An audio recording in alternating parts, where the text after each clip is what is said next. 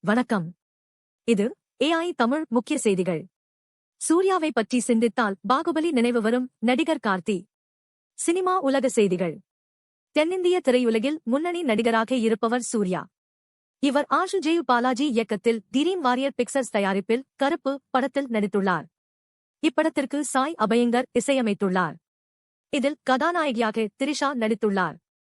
சுவாசிகா, இந்திரன்ஸ், யோகி பாபு, ஷிவாதா, சுப்ரீத் ரெட்டி, அனகா மாயா ரவி மற்றும் நட்டி நட்ராஜ் ஆகியோர் முக்கிய கதாபாத்திரங்களில் நடித்துள்ளனர்.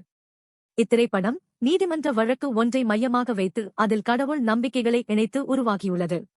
இந்த படம் வெளியாக இன்னும் சில நாட்களே உள்ள நிலையில் படத்தின் புரமோஷன் பணியில் படக்குழு தீவிரமாக ஈடுபட்டு வருகிறது. சூர்யாவுடன் திரிஷா இடம்பெற்ற கருப்பு படத்தின் புதிய போஸ்டர் சமீபத்தில் வெளியானது. நேற்று சூர்யாவின் கருப்பு பட ட்ரெய்லர் வெளியானது.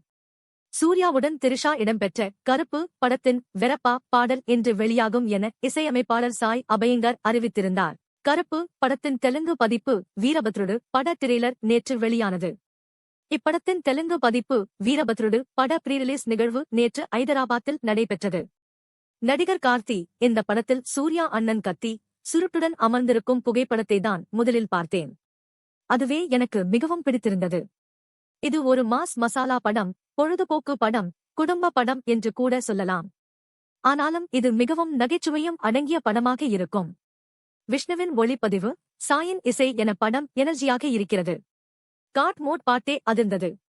சினிமா பற்றிய உடனுக்குடன் செய்திகளை அறிய இணைந்திருங்கள். நன்றி. சூடான செய்திகளை உடனுக்குடன் தெரிந்து கொள்ள எங்கள் சேனலை சப்ஸ்கிரைப் செய்யுங்கள். நன்றி.